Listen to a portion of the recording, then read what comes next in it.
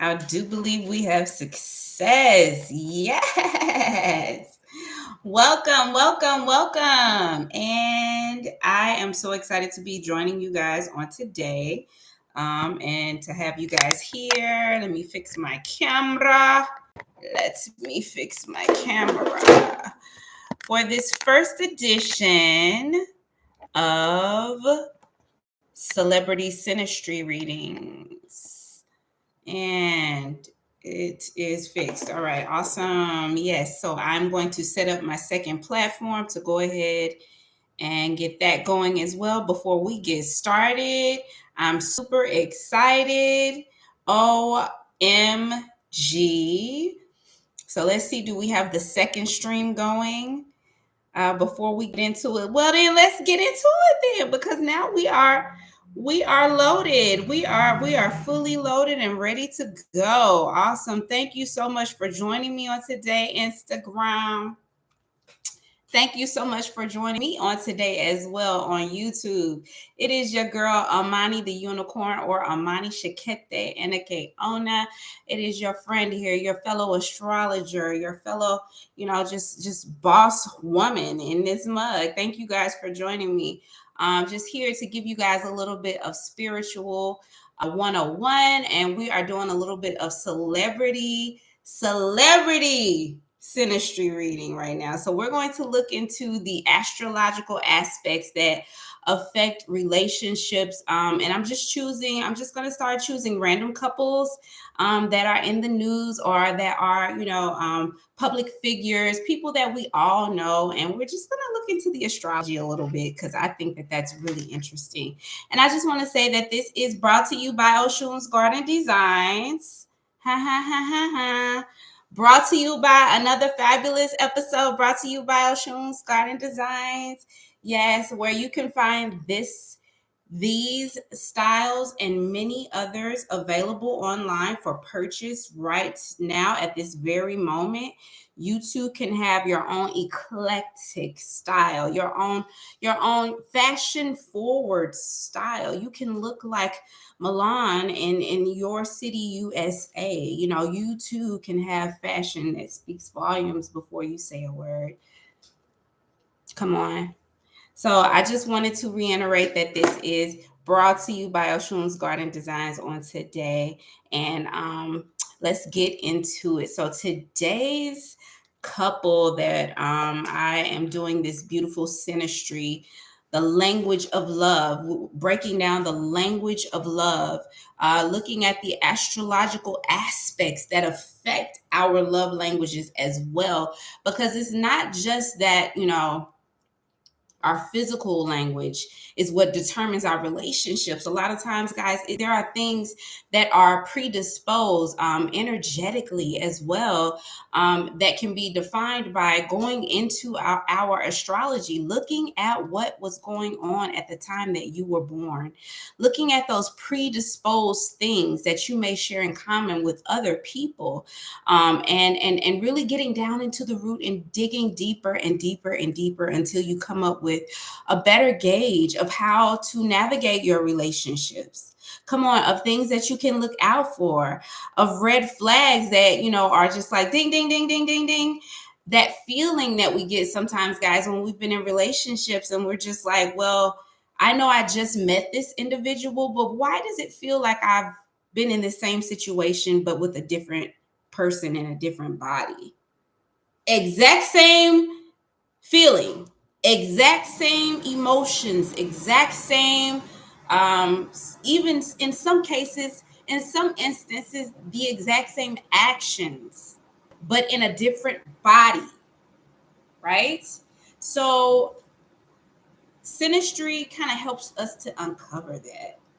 So let's get into it. So let's talk a little bit about what I was able to discover. I'm so excited to be sharing this with you guys on today. And shout out to our former president of the United States of this beautiful country, and to the first lady as well. Man, I mean, come on. Before I even get into it, as an American citizen, I just feel so honored. to have seen such grace that really, set forth the presentation that this country of America, that this country has such a fiber of grace towards each one of us, towards each other. And it was just like this energy that they both exude. Come on, y'all. I know I'm not the only one that feels this way. Come on. Let's get into it. It's this grace. And to have seen throughout the time that President Obama was in office, to have seen that grace just be elongated. It was just a beautiful thing to watch. So I just want to say that I would just like to preface this with that. But anyway, let's get into it. So our former president, and y'all, I got to get into it on the astrology end. So I got to, it's difficult to call him by his first name because it's just like, but it's going to make it easier for me to be able to get through. You know what I'm saying? So no offense, but I'm going to use a first name as we go through this. So Barack was born in Honolulu, Hawaii, on August 4th of 1961, making him a smack dab Leo. Shout out to all the Leos. Shout out to all of you. Yes, squad. And then Michelle was born in Chicago on January 17th of 1964, making her a Capricorn. I was just talking about Capricorns. I was just speaking about was we literally just had a full moon in Capricorn. So I was just kind of talking about that. Check out that video on Oshun's Garden Designs on my Instagram page. You can find it there. But yes, so we have a Capricorn, yes, and a Leo. We have fire and earth coming together and combining to create this balance between transformation and being grounded. And I believe that they both exude just like this beautiful quality of transformation and groundedness coming together to create this energy that they both represent. You can't even, it's like when I think of one person, I automatically think of the companion, but I don't think of them in a way that is to say, well, I only see, Mrs. Obama as Mrs. Obama. Like I see her as so many different things because she's within within the space of that relationship. She has had the freedom to to just grow and blossom and transform. And we all know that even during the time that she carried the title as first lady, she was still very much creating an identity for herself. And that is something to be really and truly celebrated, guys. So I do want to pinpoint that. So yes, so I want to start with, guys, so let's get into it. So yes, that's the sun sign. We have that Capricorn energy, and we also have the Leo energy. I feel like it is also important to go back and to talk a little bit about the fact that astrologically, having that foundation of that Capricorn or that earth sign energy to go in combination with the charismatic Leo, to go they're working compatibly together. So you have both of these energies coming together, and you have a lot of great things that are helping them as far as strengths energetically and that are predisposed. So I'm going to talk a little bit about that. One of those things is that now they both share a couple of placements, right? Due to the similarities to their, as far as age, they share a couple of placements. One is Neptune and Scorpio. They both share Neptune and Scorpio. So because Neptune is a slower moving planet, so it takes it many years in order for it to make a transit. That means that the people who are born under, well, at a certain time, generationally, they're going to share certain things. So that is why they both share a couple of these placements, because in astrology, Neptune is like one of the, it's one of the older men, so, Mercury being, young guy, jetting around. The moon being young gal jetting around. She making her transits every 28 days. Like, hey, hey, hey, hey, hey, bye, hey, bye, hey, bye. I'm in, I'm out, I'm in, I'm out, I'm out. What's up? But you have some older moving ones. So they both share this, in Scorpio being transformational all in itself. Come on, let's talk about it. Scorpio being as far as with the as far as astrology is concerned, Scorpio being literally life and death. Scorpio being, and when we say life and death, that's not to be just taken in a literal sense. Come on, people. So Scorpio being life and death, that can be metaphorically being a placement to where you're not afraid to live, you're not afraid to die, by this idea that you're ready to transform into something, or your mind is changing. This idea is transforming it. I have to kill that version of the way that I think, in order to adopt something that is going to, help me to get to whatever my goal is. And for both of them, it seems that they both shared a goal of service, of a level of servanthood, and being able to provide service to their community. So finding avenues of ways to do that, and being true to that part of themselves, and being able to understand it, that in order to transform, it's going to take, a lot of studies.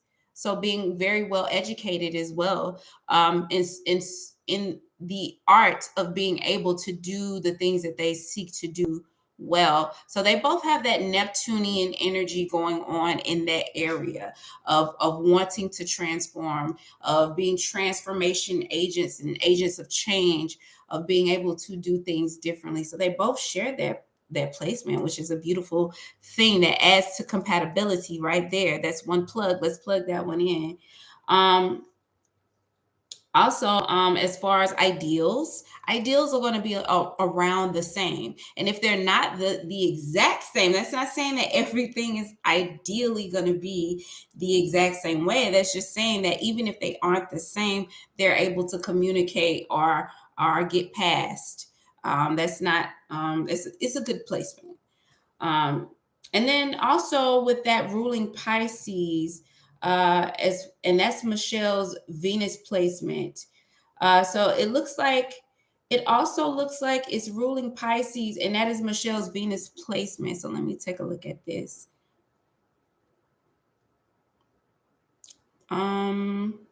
So let's talk a little bit about that.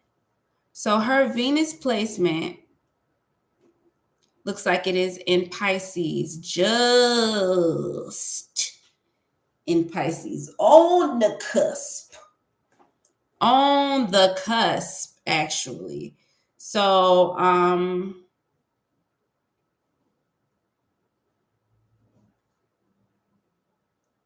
her Venus placement actually sits between Pisces and Aquarius. So her ideas of love, are going to be things that are going to be centered a lot from the heart, but also you must communicate. And then I thought that was beautiful because his Venus is in Cancer. And it looks like with that being in Cancer, that's another place that's coming very much from the heart, being very connected to family. So that's another thing that they both share, with both of them sharing a Venus placement in a water sign, which is going to put them in an area of, when it comes down to love and their views and ideals around surrounding love, which is the foundation of any relationship, right? Of a successful, meaningful relationship. are going to be in places where they are emotionally able to identify their need. And for him, it is looking like it's going to be something along the needs of having family being very important. And for her, it also being the need for family, but also being the need to communicate. um, so I can totally see how that would attract, the water would bring them to one another, and actually is sustaining them as well. There's never a drought there. And then their Venuses are trine. So I thought that was beautiful. I'm like, oh my gosh. They also have their Venus sign is actually trine. So there's this beautiful idea of love. There's this beautiful love that's being shared there. Um, Again, with her Venus placement being in Pisces, but at the cusp of Pisces and Aquarius, and then his Venus placement being in Cancer. I'm just like, oh my gosh, look at that. Like, there it is. There's the water. There's the ability to be fluid, and to also, pay attention to family, and those family ideals are something that they both share. And I think that that's beautiful as well, and that need to really express oneself is actually being appreciated. You know what I'm saying? So I think that that's another thing. When I look back at their relationship, when I look back and I see how active she was as first lady in her own incentives, in her own thoughts, in her own things that she wanted, her own campaigns. And I know in the past, like, that's a common thing, but for whatever the reason, I really don't remember a lot of other first ladies being as active as Michelle Obama was. I mean, she just really exuded this energy as first lady, being having an understanding that she had things to do and to accomplish, to teach, to give, to share, with the rest of the world, that were uplifting as well. So she just wasn't resting on her husband's laurels, the laurels that he was the president of the United States. No, she had her own, her own ideas and her own, objectives that she chose to reach and to bring light and to advocate for, that were important to her as well. And I love that. And I just can't reiterate that enough. And then seeing also how, that her Venus placement is there at the cusp of Pisces and Aquarius as well. So come on. Okay. So yeah, their Venuses are trying each other. Yes. And the Neptune, yes. Neptune in Scorpio is actually, there's another beautiful attribute that's going on right here. It looks like Neptune in Scorpio is trying the North Node. So I want to say that Neptune in Scorpio, yes, so that's Barack's. His Neptune in Scorpio is trining the North Node, which is kind of, it's giving this like support. It's giving support to Michelle's truest identity. I feel like there's a really supportive partnership for that placement in particular. There's a really supportive element for your partner's true self to be expressed. And I really love like how beautifully that this is showing in their synastry. He is, and with his Neptune being in Scorpio, that means that, his ideas about transformation and doing things that are different, and maybe even having your own unique identity would be supportive. That's a great place for that to be, with it being there in Scorpio, because it's all about life and death. It's all about new ideas. It's all about you know creativity, and it coming from yourself, or your truest sense of self, with that being Neptune being there in that Scorpio placement. So with that being in trine with her north node, the truest self, the truest sense of self, it's showing me that there's an energy within their relationship that is very, from his part, that is very warm and inviting for change, for Michelle to be her own unique individual, for her to hold space to her own unique identity. And in the subsequent years after the presidency, it's so apparent, because just think of all the things, even post White House, that Michelle Obama has accomplished and achieved. She is a celebrated author. She's doing so many different things, going on tours. I remember she and Oprah were on a whole tour together for her book, and she just does so many public speaking engagements. She's just very engaged with her own identity, and I just really love how this aspect is showing in the astrology, and the synastry is showing that this match is meant to be, that this match is actually supportive of two partners supporting one another. But yeah, I wanted to note that as well. And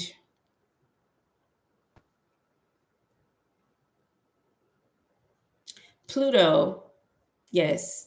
And they both also, there's another generational transit that is working well for the two of them as well, and that's Pluto being in Virgo. So Barack's Pluto is, yeah, they're very close, very, very close in proximity. And I feel with that Pluto placement, what I got from that is that with them sharing that, and those two placements, that they are both very complementary to upgrading and to constantly getting, learning, not updating their knowledge base, and knowledge that transforms their reality, which is evident by their life story. Because if you look at the fact that neither one of them came from, trust fund families, right? They both came from situations where they could easily have been statistics. And by statistics, we know being minority, quote unquote, minority, and having mixed race, or being Black, or being female, or being coming from a certain area that has a certain reputation. All of these are strikes against you. So to say that these individuals, these two people can meet and build with one another throughout all this time, and be able to uplift one another towards goals or visions or dreams being manifested, that goes to show you that that Pluto and Virgo, specifically with it being there in Virgo, it's like this idea of understanding the need to get organized, and with that organization, it's the complementary aspect to the upgrades that they've both been able to make. So yes, with that Pluto placement being, both of them being in Virgo, that is also just helping them generationally, and they're not being stuck. They're not stuck. They're able to grow. So I thought that was wonderful. So these are some of the complementary placements that are, and there are many, many, many more, but that's the ones I wanted to share with you guys on this. And then some of the areas that I read in their reading that could be challenging. I will go through a couple of those placements as well. And so one of the challenges that I could see that I did see is that their moons are actually squaring one another. So whew, that can be difficult when you have squaring moons. Um, One is Barack's moon is in Gemini, and Michelle's moon is in Pisces. But it is another cusp. It is another cusp placement for her. So her moon is at the cusp between Pisces and Aquarius. Um, and that along with the square going on with Barack's moon being in Gemini, that can be kind of difficult. That can be difficult and challenging. That can pose a challenge when it comes down to when feelings are involved about whether it be the idea around communication, or whether someone shuts down their communication style is to shut down, or maybe they overly communicate, or maybe one person may see the other person as overly communicative, and one could see the other as you're not communicating enough. So that can be challenging when there are feelings involved, because when your feelings get involved, it can just further cloud an already cloudy situation, right? And you're trying to come up with a resolution, not more arguing, right? So there is that. And then, uh, when we also have Gemini there, giving us mixed signals, sometimes Gemini can, be very, going with the wind, you know what I'm saying? Like, okay, well, one time, right now, I'm feeling like this, and another minute, I'm feeling like that.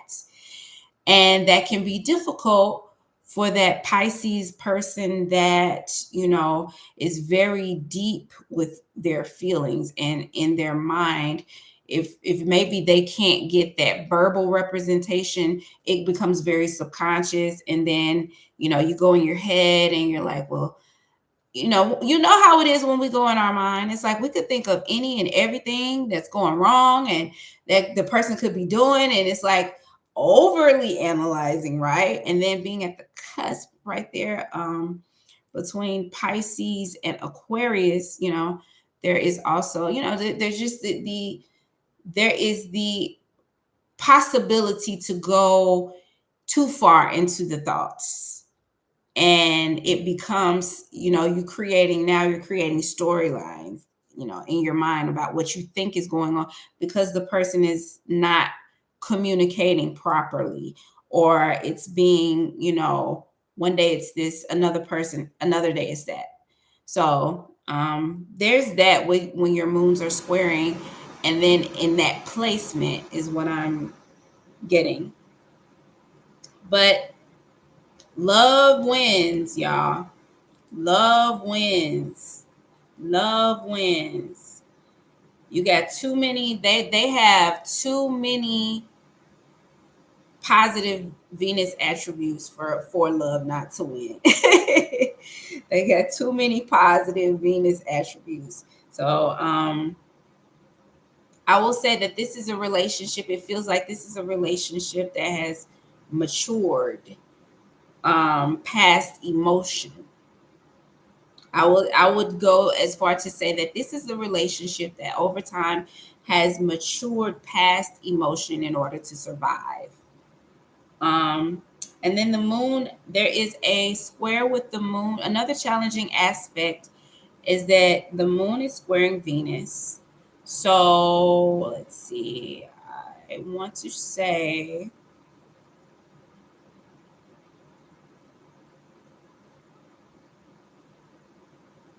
mhm, okay, yes, yes. So the moon is squaring Venus as well. So with that moon placement, that's going to be with Barack's moon being in Gemini, and Michelle has her moon in Pisces. I'm sorry, her Venus is in Pisces at the cusp. So her Venus and her moon are right there at the cusp of Pisces and Aquarius. That's really cool. That's really, really, really interesting. Um, so yeah, so with that being square, mm,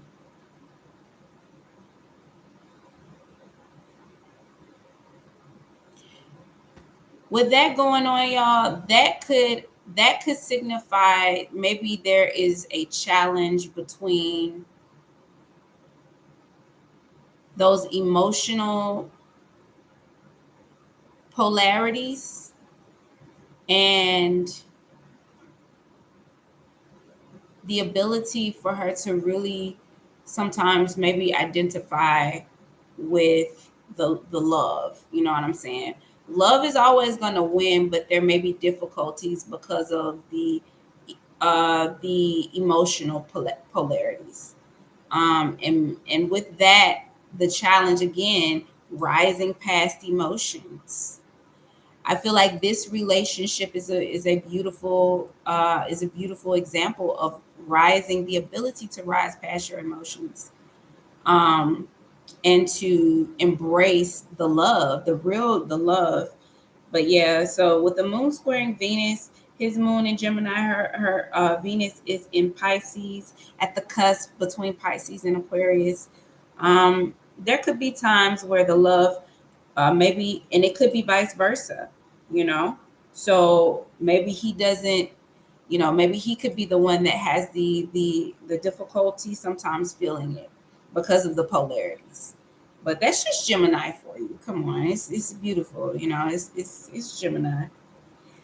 And then they also share a square ascendant. So there is that would be the last challenge that I could that I could see was their ascendants are squaring as well. So that could mean that they're throughout the course of their relationship there has been some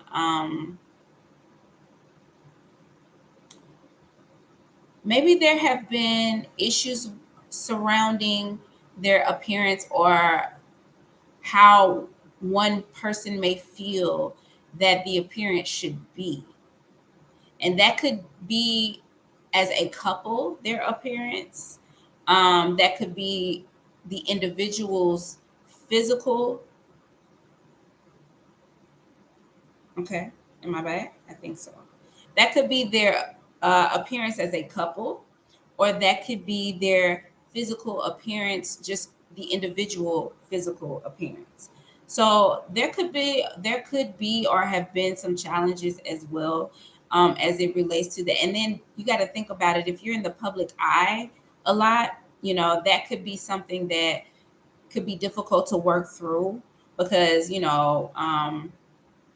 having a certain level of being at a certain echelon, your appearance has to be a certain way, right? So it's kind of not in your hands in some cases. So maybe that, is something again that this relationship has, you know, grown through and matured into the powerhouse that it is today that we know of as our former first president and first lady, Michelle and Barack Obama. We love you guys. We appreciate you. We salute you. We thank you. And this Synastry reading has been brought to you by Oshun's Garden Designs.